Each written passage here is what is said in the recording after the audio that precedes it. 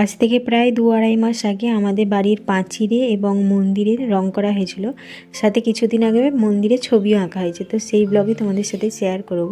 তো রং করার জন্য দুয়ারে যা যা জিনিস ছিল সব কিছু পরিষ্কার করা হচ্ছিল। আর এই যে দেখো, যারা রং করবে তারা চলে আসছে। তো এখানে এসেই এখন দেয়ালের যে শ্যাওলাগুলো পড়েছে সেগুলোকে পরিষ্কার করে নিচ্ছে জল দিয়ে।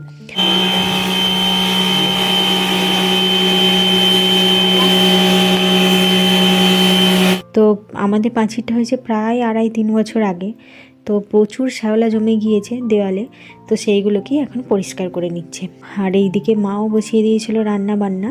তো উনানে তো আর রান্না করা যাবে না, তো ওই জন্য মা ঘরেতেই গ্যাসে রান্না বান্না করছিল। আর এই যে দেখো, রঙের বালতি, রঙের ডিপে সমস্ত কিছু নিয়ে চলে আসছে বড়মশাই বাবা দুজনে মিলে। আর এইদিকে সমস্ত কিছু ঝকঝকে তকতকে করে শ্যাওলাগুলো পরিষ্কার করা হয়ে গিয়েছে। আর এখন শুরু হয়েছে রঙের কাজ।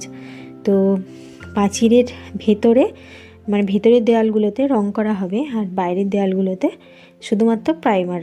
তো এই যে দেখো, এখন জোর কদমে কাজ শুরু হয়েছে পাঁচিলের বাইরে, পাঁচিলের ভেতরে, মানে পাঁচিলের মেন গেটে, আর তার সাথে মন্দিরে।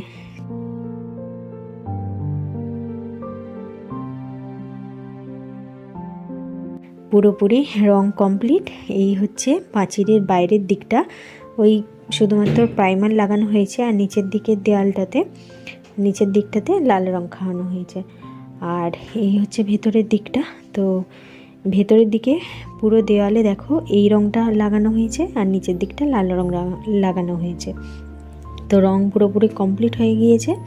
এই হচ্ছে আমাদের বাড়ির পাঁচিলের মেন গেট। তো এটাও খুব সুন্দর করে রং করা হয়েছে গেটটা। তো গেটটা রং করার পর কেমন লাগছে দেখতে। আর এই মন্দিরের ছবি আঁকছিল আমাদের এক দাদা, পিস্তুত দাদা, তার সাথে তার বন্ধু আরও এক দাদা, মানে 2 দাদা মিলে ছবি আঁকছিল।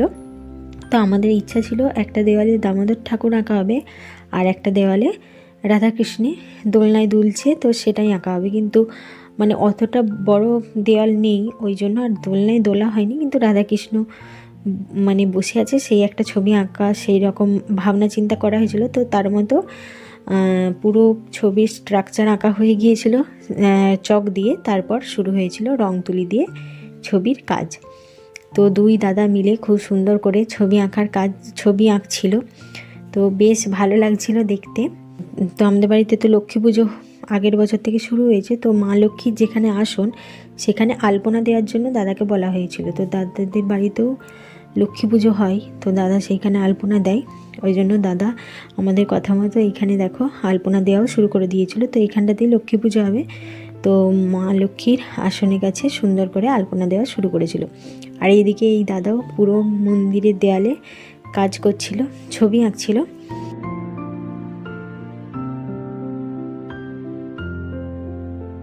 তো এই যে দেখো, ছবি আঁকা হয়ে গিয়েছে। তো এই হচ্ছে পুরো মন্দিরের দেওয়ালটা।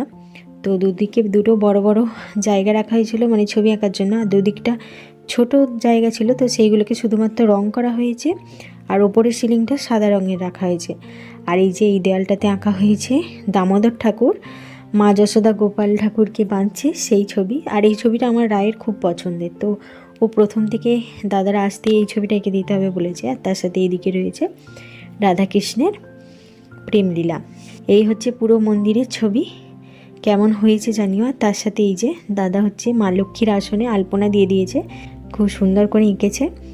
আর মানে আর এই যে সিম্পল যে আলপনাগুলো, ডোর আলপনাগুলো আমি মা দুজনে মিলে দিয়েছি। তো ওই সামনেটা একটু ফাঁকা ছিল, ওই জন্য দিয়ে দিয়েছি। আমরা তো আর আঁকতে পারি না, যেমন তেমন করে এঁকেছি। তো এইগুলো এঁকেছি। তো চলো ব্লগটা এখানেই শেষ করছি। সমস্ত কিছু কেমন হয়েছে জানিও।